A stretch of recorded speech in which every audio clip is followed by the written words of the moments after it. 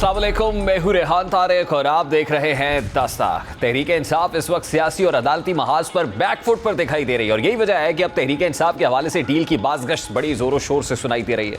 जैसा कि अदालती महाज की बात करें तो मखसूस नशस्तों के केस में बज़ाहिर ऐसा दिखाई दे रहा है कि तहरीक इंसाफ की गिरफ्त कमज़ोर हो रही है और आज इस केस की अहम समाअत भी हुई जिसमें जज साहिबान की जानिब से अहम रिमार्क सामने आए। जैसा कि जस्टिस अमीरुद्दीन खान की सरबराही में 11 रुकनी आईनी बेंच ने केस की बराह रास्त समाअत की।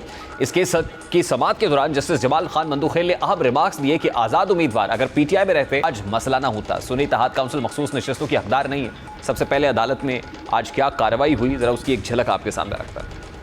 Amounted to adding these words into the constitution, which is beyond the domain of this court. The referred judgment in the circumstances is of no assistance to the appellant. Rather, it strengthens the view that the constitution has to be interpreted rigidly and to be implemented in its letter and spirit. As has been discussed above, that the appellant does not qualify for reserved seats. Therefore, we cannot mold the constitution in a manner to facilitate FCIC. The appeals. इसी तरह दौरान समाज justice Musarrat Hilali ने इस्तफसार किया कि सुन्नी इत्तेहाद council ने कैसे दावा किया, मखसूस नशस्तें कैसे मिल सकती हैं, जो सियासी जमात पार्लियामान में ना हो उसमें कैसे आज़ाद लोग शामिल हो सकते हैं। जस्टिस जमाल खान मंदूखेल ने रिमार्क्स दिए कि मेरे फैसले में 39 लोगों को तहरीक इंसाफ का डिक्लेयर करके नशस्तें देने का कहा गया था। कोई फार्मूला नहीं था कि दरमियान का रास्ता पड़ जाए।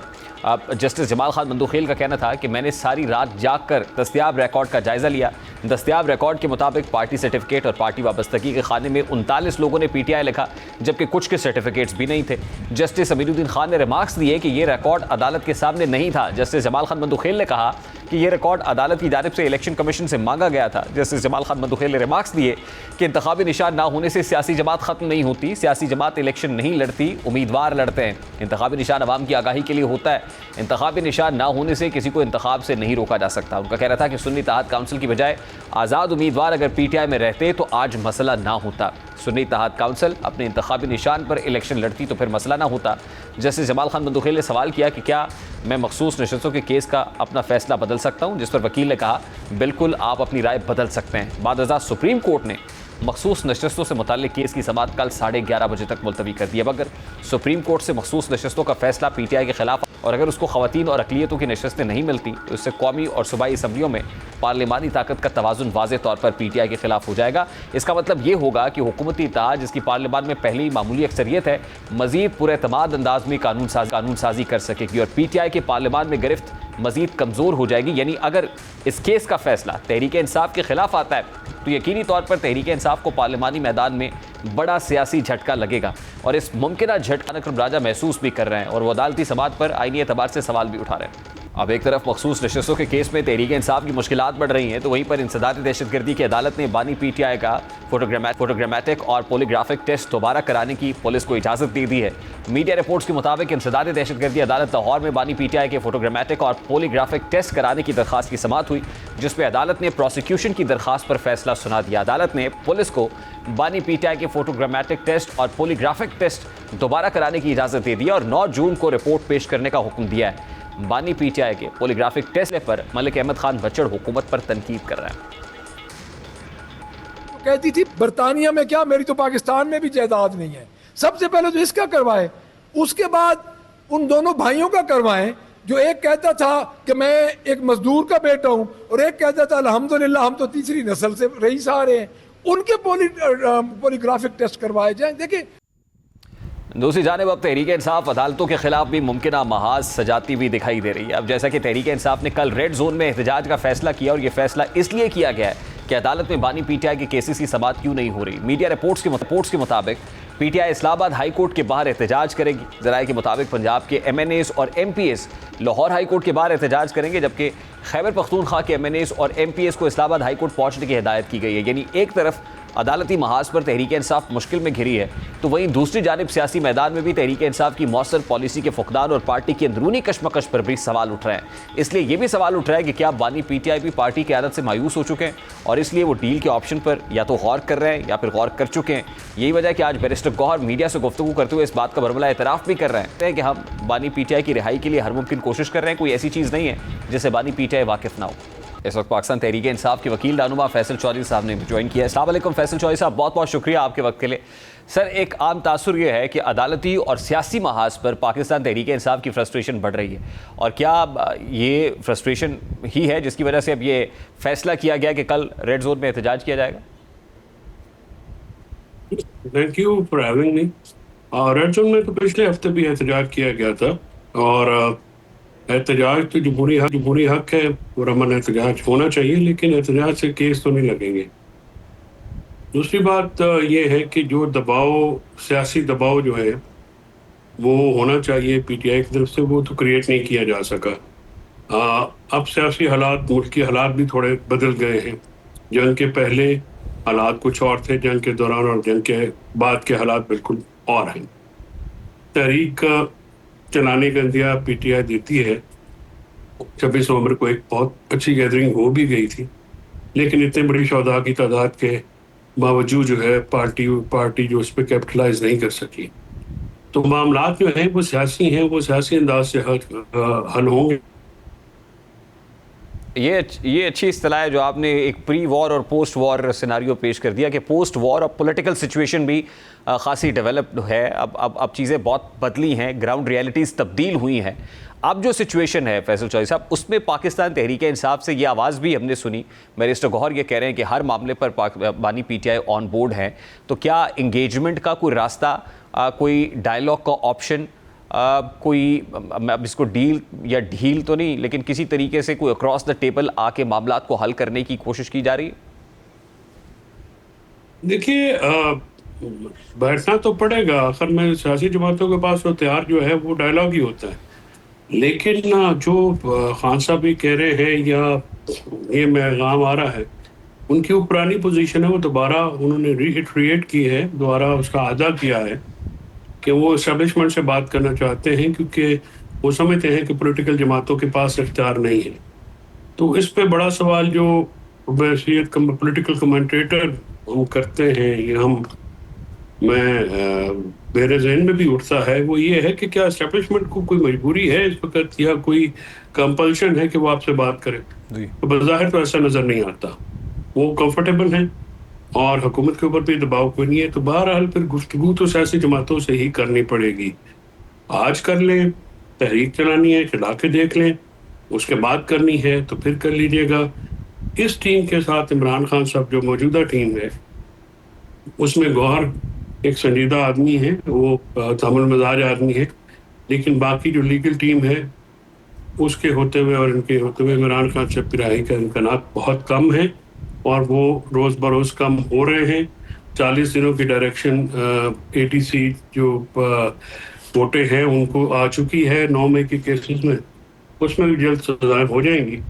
मुश्किलात में मज़ीद इजाफा आप देखेंगे, और कल जो एहतजाज है उस पर भी आप देख लीजिएगा ये सूरत हाल। पिछली बार तो एहतजाज का चांस दे दिया गया था, अब कल मिलता है या नहीं मिलता, ये भी एक देखने की बात है। और खान साहब की ज़मानत अगर ईद से पहले लग भी जाती है तो नोटिस होगा, उसके बाद छुट्टियां हो जाएंगी। वो देखना पड़ेगा कि वो तो अभी मुमकिन नहीं है। Sir, this is very unfortunate and alarming at the same time on PTI's side. देखिए, बॉटम लाइन तो यही है जो आपकी गुफ्तगू से भी अखज़ की जा सकती है कि PTI को अपने गिरेबान में झांकना पड़ेगा, अपनी स्ट्रैटेजी को रिवाइज़ करना पड़ेगा, अपनी सफ़ों में छुपे हुए ज़ाहिर है कुछ ख़राबियों को आइडेंटिफाई करके उनको चेंज करना पड़ेगा। तो फ्रॉम वेयर टू स्टार्ट, यानी ये मरकज़ी सतह पे कुछ तब्दीलियाँ हैं जो फौरी तौर पे करनी पड़ेंगी, फ्रंट रनर्स को तब्दील करना पड़ेगा, जो पीछे बैठे हुए उनको आगे लाना पड़ेगा। आपको क्या लग रहा है, फेसेस चेंज करने से स्ट्रैटेजी तब्दील हो जाएगी? क्योंकि खान साहब की ज़ाहिर डायरेक्शंस पे ये बताया जाता है कि मामला छोटे से छोटा भी डिसीजन उनकी डायरेक्शन पे लिया जाता है। तो अभी फेसेस चेंज करने से कोई तब्दीली आ सकती? सियासी लोग लाएं और फिर उनको एम्पावर करें। ये हर मामले के ऊपर इमरान खान साहब जिसको भी लाना चाहते हैं उनको वो आगे लेके आएँ और उनके साथ मिल के फैसला करें, और उनको आप एम्पावर करें कि वो जो फैसला लें फिर उसके ऊपर जो है सारे मामलात को तय किया जाए।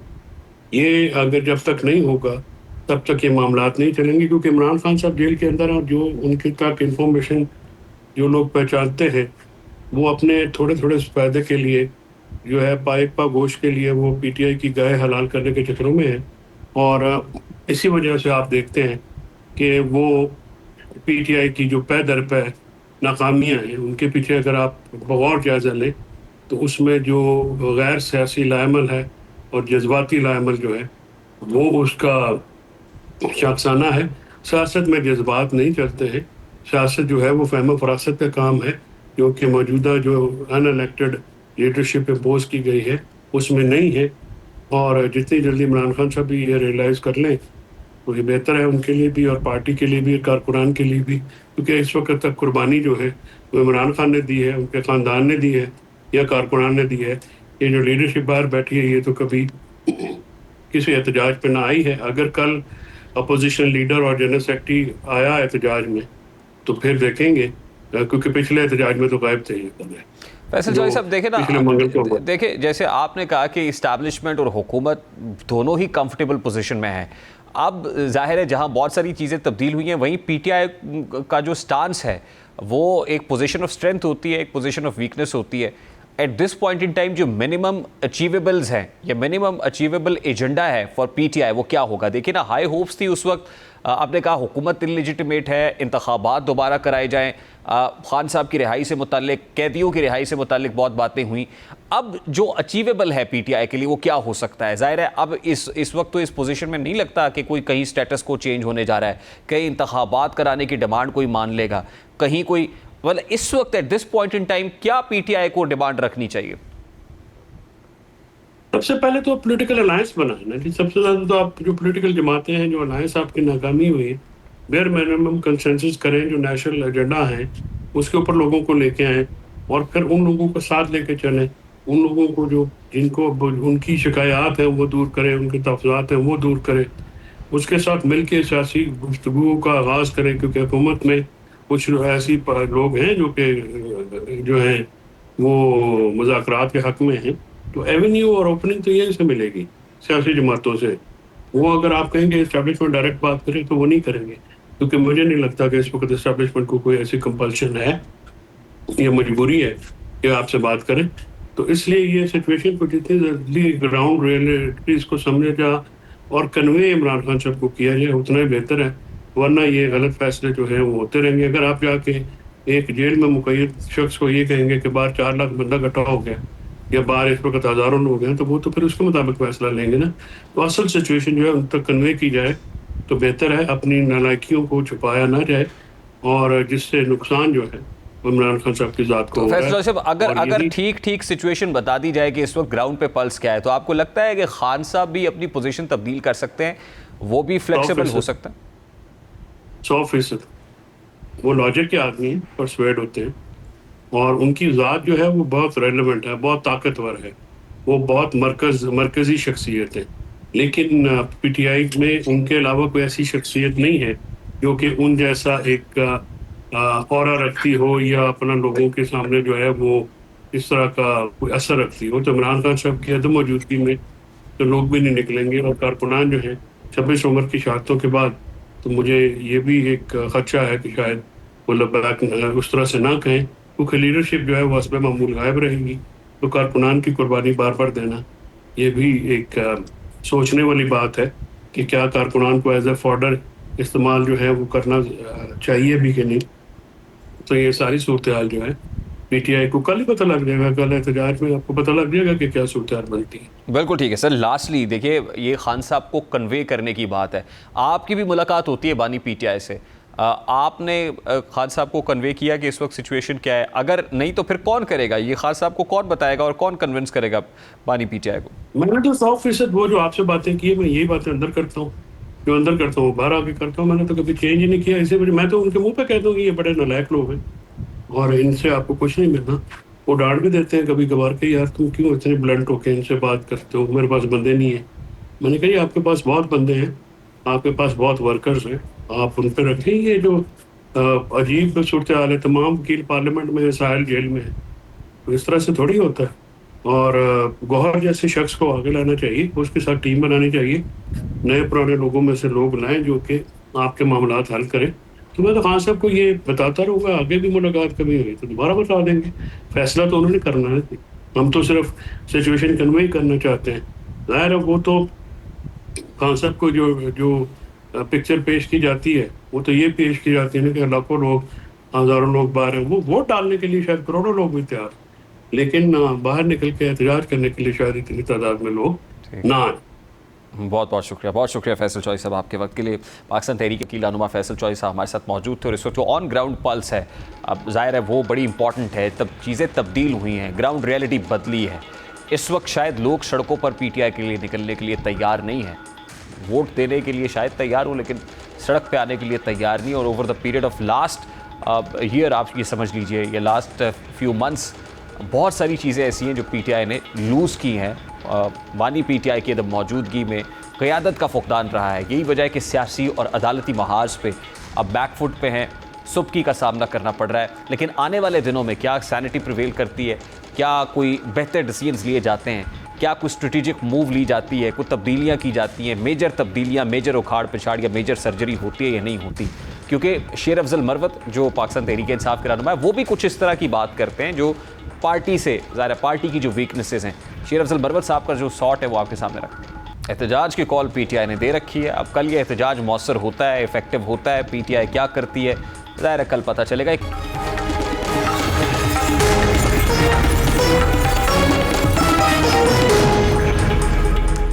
बजट नज़दीक आ रहा है लेकिन ऐसा लग रहा है जैसे आईएमएफ और हुकूमत में बजट को लेकर कंसेंसस नहीं है और यही वजह है कि आइंदा माली साल 2025-26 के लिए वफाकी बजट 2 जून की बजाय अब 10 जून को पेश किया जाएगा।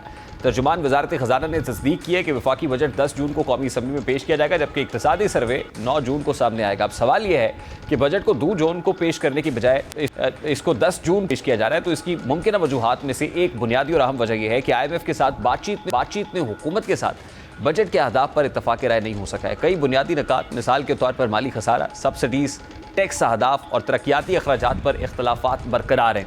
ऐसे में हुकूमत के लिए बगैर किसी हतमी मफाहमत के बजट पेश करना एक गैर दानिशमंदाना इकदाम होता, क्योंकि IMF के ताउन के बगैर बजट की मालियाती बुनियादें कमज़ोर पड़ सकती हैं। दूसरी मुमकिन वजह यह है कि अगले माली साल के बुनियादी बजट सरप्लस के बड़े हदफ के बारे में IMF और हुकूमत में वसी तर मफाहमत तो मौजूद है, लेकिन हुकूमत और IMF के दरमियान माशी मकासद तक पहुँचने के तरीक़ाकार पर इत्तफाक राय नहीं हो सका। ज़राए के मुताबिक आइंदा माली साल के टैक्स हदफ, कुछ रेवेन्यू इक़दामात और बाज़ शोबों को रिलीफ देने पर अभी तक कोई कंसेंसस नहीं है। तीसरी वजह मुमकिन तौर पर दाखिली सतह पर वजारत ख़जाना और वजारत मनसूबा बंदी के दरमियान इख्तलाफात हैं जो तरक्याती बजट और तरजीही मनसूबों के इंतखाब के हवाले से पाए जाते हैं। यही वजह है कि अब 500 से ज़ायद तरक्याती स्कीम्स का दोबारा जायज़ा लिया जा रहा है और बाज़ को ख़त्म या मौखर करने की तजावीज़ भी ज़ेर गौर है और इस अमल में वक्त दरकार है और बजट की तैयारी में इसका बराह रास्त असर भी है। क्यों? चौथी मुमकिन वजह सालाना मनसूबा बंदी राब्ता कमेटी इजलास का मुलतवी होना है। ये इजलास आइंदा माली साल के तरक्याती बजट और माशी प्लान पर सिफारिशात की तैयारी के लिए नहायत अहम था। चूँकि ये इजलास बर वक्त मुनक्किद नहीं हो सका, इसलिए बजट के अहम अज्जा को हतमी शक्ल देना मुमकिन नहीं है। पाँचवीं अहम वजह सियासी पहलू भी हो सकता है। मौजूदा हुकूमत के लिए पहला मुकम्मल बजट होगा और मुमकिन तौर पर ऐसे वक्त पर बजट पेश करना चाहती है जब सियासी हालात निस्बतन मुस्तहकम हो, ताकि ना सिर्फ बजट पर भरपूर बहस मुमकिन हो बल्कि इसकी मंजूरी के लिए मतलूबा हिमायत भी हासिल की जा सके। फिर टेक्निकल और लॉजिस्टिक पहलुओं को भी नज़रअंदाज नहीं किया जा सकता। इस वक्त माहिर इक़्तिसादी अमूर शकील रामे साहब ने हमें ज्वाइन किया। इस पर मज़ीद अस्सलाम वालेकुम शकील रामे साहब, बहुत बहुत शुक्रिया आपके वक्त के लिए। बजट 2 जून को पेश किया जाना था, अब 10 जून को पेश किया जाएगा। एक आम तासुर ये है कि बजट तो शायद IMF ही पेश कर रहा होगा। कहते हैं कि सरे आईना तिरक्स है, पसे आईना कोई और है, तो जब IMF का बजट होगा, पहले तो इस पर आप एग्री करते हैं, डिसएग्री करते हैं, और अगर IMF ही बजट पेश कर रहा होगा तो फिर मुमकिन तौर पर हमें क्या क्या चीज़ें देखने को मिलेंगी? जो आपने शेर सुनाया ना, इसी शेर गज़ल का एक और शेर है मक्ता, तो अवाम वो कह सकती है कि यहाँ खुदा कोई और है या वहाँ खुदा कोई और है। जो क्या कहते हैं दुआएं पलट आई, जो दुआएं, तो ये अवाम की दुआएं तो जनाब पलटती जा रही हैं कि अभी देखें उनको जो रिलीफ की बात करते हैं, इस तरह की बात करते हैं। अभी जो आपने वजूहात गिनवाई वो सारी की सारी सही वजूहात हैं। उसमें से बस एक का आप ऐड ऑन कर लें कि प्राइम मिनिस्टर साहब अभी पाकिस्तान से बाहर हैं, वो 3-4 मुल्कों के ममालिक के दौरे पे अभी गए हुए हैं, तो वो भी बहुत ज़रूरी था, क्योंकि जो अभी हमारी इंडिया के साथ जंग हुई है उसमें जिन ममालिक ने हमारे साथ यानी कि बड़ा खुल खिला के खड़े हुए और वो उनका शुक्रिया अदा करना, उनके साथ तल्लुकात को मज़ीद मजबूत बनाना, ये बड़ा अहम था। मगर जो आप बात पिक्चर रखी है ना लास्ट पे कि शायद IMF, देखें अगर हम IMF के साथ एग्रीमेंट पढ़े उसमें तो हमने वाज़ेह तौर पे हर चीज़ सरेंडर की हुई है। ये आज की बात नहीं है, जो 2018-19 की बात है जब हमने IMF के साथ एग्रीमेंट किया था, उसके बाद मुसलसल हम चीज़ों को मज़ीद क्या कहते हैं सरेंडर करते जा रहे हैं। जब 2018-19 में हमने जो माहदा किया था, तो उसमें हमने ये बात की थी कि जनाब हम एक्सचेंज रेट को ओपन छोड़ देंगे, पॉलिसी के ये मेजर्स होंगे, वो होंगे, सारा स्टेट बैंक को इंडिपेंडेंट बना देंगे, मॉनेटरी पॉलिसी को ये कर देंगे। अब वो सारी चीज़ें जो है कि वो वर्स्ट फॉर्म में हमारे पास फिर है, और मज़ीद जो कसर बची थी, थोड़ी बहुत ही रह गई थी, वो इस हुकूमत ने पूरी कर दी है। बजट वो हमें डिक्टेट कर रहे हैं, इसमें कोई शक ही कोई नहीं है। अगर किसी को कोई शक है तो वो देख सकता है कि वो आपको बताते हैं हमें किस चीज़ पे आप सब्सिडी दे सकते हैं, किस पे नहीं दे सकते, किस प्रोग्राम पे आप इन्वेस्ट कर सकते हैं, किस पे नहीं कर सकते, आप इस तरह करें, आप उस तरह करें। ये बात मैं तो हमेशा से मेंटेन करता हूँ कि जब तक आप IMF के साथ हैं तो आप इन्हीं चक्करों में पड़े रहेंगे, आपकी इकानमी कभी ग्रो नहीं कर सकेगी। अगर किसी को शक है तो वो देख ले, 1987 से लेके ऑनवर्ड हमारी इकानमी रोज़ बरोज़ नीचे ही गई है। अगर हम मुशर्रफ साहब के दौर की बात करते हैं तो उसमें जो हम किया था, सबसे बेहतर जो पहलू किया था, हमने IMF के प्रोग्राम से निकले थे या CPEC। अच्छा शकील अहमद साहब, या कता कलामी के लिए माजरत, मुझे एक तासुर मिल रहा है कि हम ऑलरेडी टैक्स को टैक्स करने जा रहे होंगे, एज वी डिड ऑलवेज, हमेशा ऐसे ही रहा है, पास्ट में भी यही देखने को मिला। इस वक्त जो कौन कौन से वो सेक्टर्स हैं जो टॉप टारगेट पे हैं IMF के? देखिए, एक तो एग्रीकल्चर था, एग्रीकल्चर को तो उन्होंने बड़ा सक्सेसफुली ले लिया है। अब एग्रीकल्चर जो था हमारा वो इसलिए चला गया क्योंकि वहाँ गरीब आदमी था। अब जब उन्हें रियल स्टेट की बात करते हैं तो रियल स्टेट पे आपको टैक्स लगता हुआ नज़र नहीं आता, चाहे इनको जन की रिफॉर्म्स होती है आपको नज़र नहीं आती, क्योंकि रियल स्टेट में सारे बिग प्लेयर्स हैं ना।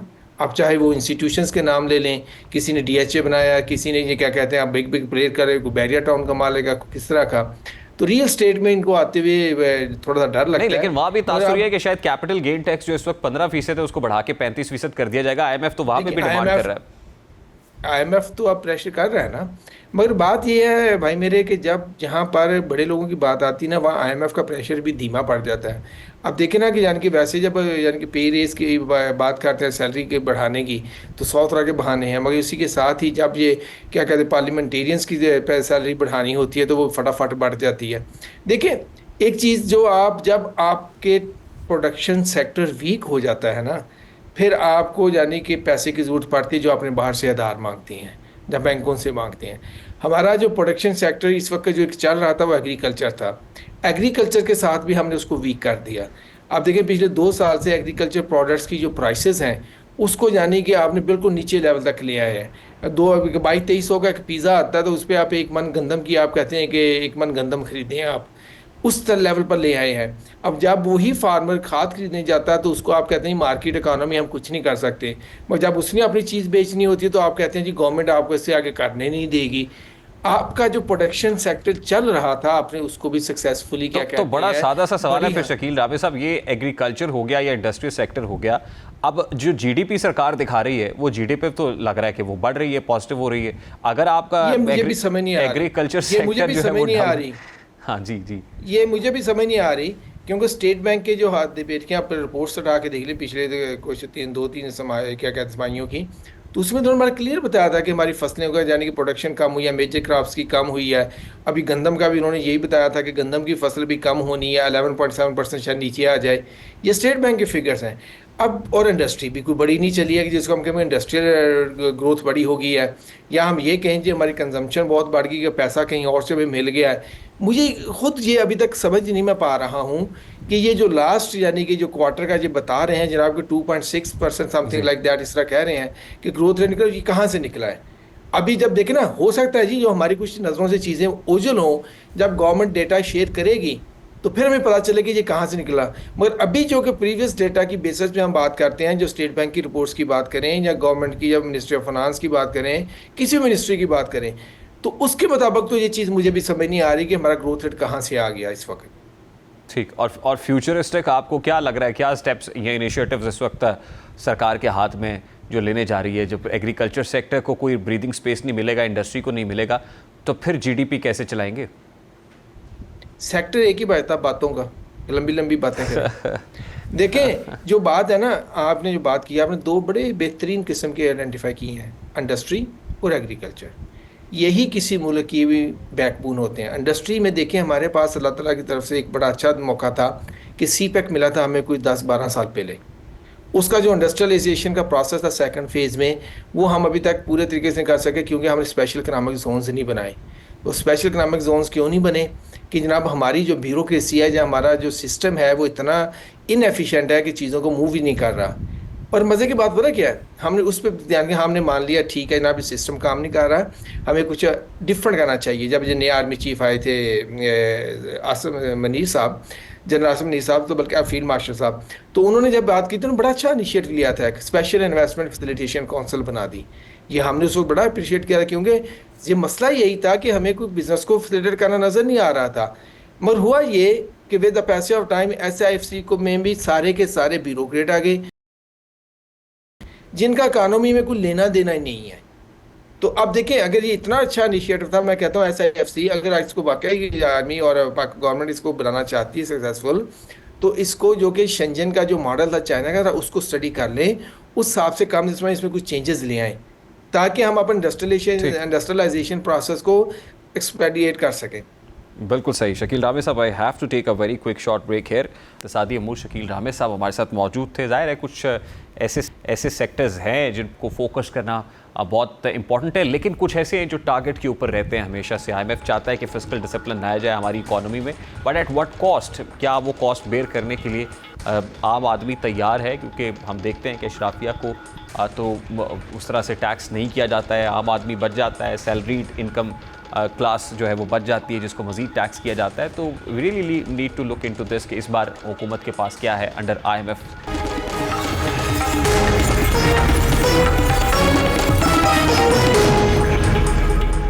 गुजरात से शुरू होने वाला सैर व तफरी का सफ़र आखिरत साबित हुआ। वाक़या कुछ यूँ है कि 4 नौजवान 16 मई को गिलगित से स्कर्दू जाते हुए लापता हुए। अहले खाना के मुताबिक नौजवानों का आखिरी बार राब्ता गिलगित के करीब मुकाम पर हुआ, जिसके बाद उनके तमाम मोबाइल फ़ोन बंद हो गए। गुजरात के रहायशी इन 3 कज़न्स और एक दोस्त की तलाश के लिए उनके लवाहिकीन ने न सिर्फ पुलिस से रब्ता किया, एक मुहिम भी शुरू की गई। फिर स्कर्दू रेस्क्यू 1122 के एहलकारों, पुलिस और लवाहिकीन ने स्कर्दू जाने वाले तमाम मकामात और रास्तों पर उनकी तलाश भी की। उन्हें खदशा था कि इन सयाहों को रास्ते में कोई हादसा पेश आया होगा। 21 मई की सुबह 9 बजे 4 रेस्क्यू एहलकारों को स्कर्दू से 1.5 घंटे दूर वाक़े स्तख नाले से इत्तला मिली कि बज़ाहिर पत्थरों पर से कोई चीज़ लगकर नीचे खाई में गिरी है। रेस्क्यू एहलकार रस्सी की मदद से नीचे गए तो उन्हें वहाँ हादसे का शिकार जो कार है और 4 लाशें हैं वो मिली। हुक्काम के मुताबिक ये 4 सयाह मुमकिना तौर पर एक कार हादसे में हलाक हुए। मीडिया रिपोर्ट्स के मुताबिक स्कर्दू के मकामी पुलिस स्टेशन के मुताबिक जहाँ पर हादसा हुआ वहाँ पर लैंड स्लाइडिंग का मलबा गिरा हुआ था जिसको साफ कर दिया गया। इस मुकाम पर मोड़ भी था। बज़ाहिर ये नौजवान वहाँ से तेज़ रफ्तारी से आए और नीचे खाई में गिर गए। ज़राए बताते हैं कि गिलगित से स्कर्दू अच्छा रोड बना हुआ है, लेकिन इस रोड में मोड़ हैं और इस रोड पर जो लोग रेगुलर ड्राइविंग नहीं करते उन्हें नहीं पता होता कि कहाँ मोड़ है। जब वो अच्छा रोड देखकर तेज़ रफ्तारी करेंगे तो फिर हादसे का इम्कान बढ़ जाता है। अब इस अफसोसनाक हादसे में हलाक होने वाले 4 अफराद में नसरुल्लाह भी शामिल हैं, जो कि 5 साल बाद इटली से पाकिस्तान आए थे। उनके 2 दीगर कज़न्स उमर एहसान, वासिफ शहजाद और मुश्तरका दोस्त उस्मान डार भी हलाक होने वालों में शामिल हैं। और अब इन नौजवानों की नमाज जनाजा भी अदा कर दी गई है। ये भी कहा जा रहा है कि हादसे के बाद भी गाड़ी की हालत इतनी खस्ता नहीं थी जिससे ये अंदाज़ा लगाया गया कि अगर बर वक्त इन नौजवानों को रेस्क्यू किया जाता तो ऐन मुमकिन है इनमें से कुछ को बचाया जा सकता था। ये सानिया महज एक ट्रैफिक हादसा नहीं बल्कि मुल्क में सयाहत, मवासलात, रेस्क्यू सिस्टम और इंतज़ामी कारकर्दगी के हवाले से कई संगीन सवालात को जन्म देता है। जैसा कि इस अफसोसनाक वाक़े में सयाहों की गाड़ी शाराए बल्तिस्तान पर सफ़र करते हुए एक गहरी खाई में गिरी। ये सूरत हाल ख़ुद इस बात का सबूत है कि इस रूट पर नेटवर्क कवरेज नहायत कमज़ोर या मुकम्मल तौर पर गायब है, जो न सिर्फ मकामी आबादी बल्कि सयाहों के लिए भी एक संगीन ख़तरा है। गिलगित बल्तिस्तान जैसा सयाहती इलाका जो हर साल हज़ारों मुल्की और गैर मुल्की सयाहों को अपनी जानिब खींचता है, वहाँ नेटवर्क की गैर मौजूदगी या कमज़ोरी नाकाबिल कबूल है। अगर मुतासरा सयाह बर वक्त किसी हंगामी सर्विस से रब्ता कर पाते तो शायद कीमती जानें बचाई जा सकती थी। फिर शाराए बल्तिस्तान पर कई मकामात ऐसे हैं जहाँ हिफाजती बाड़ मौजूद नहीं है, सड़कों पर लेन मार्किंग का फुकदान है और ख़तरनाक मोड़ पर वार्निंग सिस्टम्स नस्ब नहीं है। बज़ाहिर लगता है कि इस मकाम पर भी हिफाजती इक़दाम ना होने के बायस गाड़ी खाई में जा गिरी। अब यह हादसा 16 मई को पेश आया मगर मैयतें कई दिन बाद मिली। इससे यह अंदाज़ा होता है कि रेस्क्यू या मकामी इंतज़ामिया के पास मौसर लोकेशन ट्रैकिंग, एमरजेंसी टीम्स की दस्तयाबी या फिर वसाइल का शदीद फुकदान है। मकामी लोग अक्सर खुद ही रेस्क्यू में बढ़ चढ़कर हिस्सा लेते हैं, जो कि एक तरह से इंतजामिया की कमजोरी को जाहिर करता है। हुकूमत या टूरिज्म डिपार्टमेंट की जानिब से सयाहों की रजिस्ट्रेशन या ट्रैकिंग का कोई मौसर निज़ाम मौजूद नहीं है। अब यह हादसा सिर्फ 4 अफराद की मौत नहीं बल्कि पूरे मुल्क के नौजवानों में सयाहत के शौक़ पर एक गहरा ज़ख्म है। ज़रूरत इस बात की है कि जो लोग सयाहती मकाम का रुख करें उनके लिए बाकायदा तो लाइन्स जारी की जाए ताकि इस तरह के हादसात से मुस्तकबिल में बचा जा सके। अभी एक ब्रेक लेंगे और ब्रेक के बाद जब वापस आएंगे तो एक और अहम स्टोरी आपके साथ शेयर करेंगे।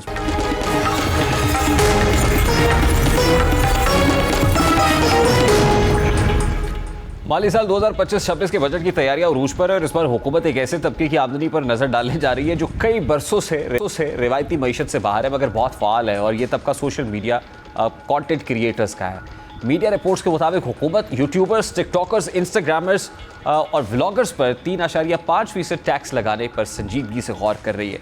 Institute of cost and management accountants of Pakistan की जानिब से दी गई इस तजवीज़ का मकसद न सिर्फ मुल्क के रेवेन्यू में 52.5 अरब रुपए का इजाफा करना है बल्कि डिजिटल मईशत को बाज़ाब्ता फ्रेमवर्क में लाना भी है। ये तजवीज़ जाहिर करती है कि पाकिस्तान में सोशल मीडिया अब सिर्फ तफरीह या इजहार राय का जरिया नहीं बल्कि एक पूरी इंडस्ट्री में तब्दील हो चुका है। लाखों नौजवान यूट्यूब, टिकटॉक, फेसबुक और इंस्टाग्राम के जरिए ना सिर्फ फॉलोअर्स हासिल कर रहे हैं बल्कि महाना लाखों रुपए भी कमा रहे हैं। अब अगर हुकूमत सोशल मीडिया इन्फ्लुएंसर्स पर टैक्स लगाती है तो इसके कुछ फ़वाइद और नुकसान होंगे। अगर फ़वाइद की बात करें तो इस इक़दाम का सबसे बड़ा फ़ायदा हुकूमत के महसूलात में इजाफे का बाइस बनेगा, जो कि मुल्क की कर्ज़ों और माली दबाव के तनाजुर में नहायत अहम है। दूसरा फ़ायदा यह है कि इस इक़दाम से सोशल मीडिया से कमाई को एक बाज़ाब्ता और कानूनी शक्ल दी जा सकती है जो न सिर्फ क्रिएटर्स को बैंकिंग, फाइनेंसिंग और कानूनी सहूलतों से जोड़ेगा बल्कि शफाफियत भी लाएगा। इसके अलावा जब तमाम आमदन वाले शोबे टैक्स नेट में आएंगे तो मईशत में तवाज़ुन बढ़ेगा और ऑफ द रिकॉर्ड कमाई करने के रुझान में कमी आएगी। इसके साथ साथ इसके मुमकिन नुकसानात और खदशात भी नज़रअंदाज नहीं किए जा सकते। सबसे बड़ा मसला यह है कि पाकिस्तान में ज़्यादातर सोशल मीडिया क्रिएटर्स फ्रीलांस बुनियादों पर काम करते हैं, उनकी आमदन मुस्तकिल नहीं होती या उन्हें ये आम प्लेटफॉर्म से बराह रास्त या गैर रवायती ज़राए से मिलती है। इस आमदन को ट्रैक करना कोई इतना आसान नहीं होगा। बहरकैफ ये एक अच्छा इक़दाम है जो हुकूमत लेने जा रही है। प्रोग्राम का वक्त अपने इख्तिताम को पहुँचे। आपसे मुलाकात होगी इंशाअल्लाह कल। आप रखिए ख्याल। अल्लाह हाफ़िज़।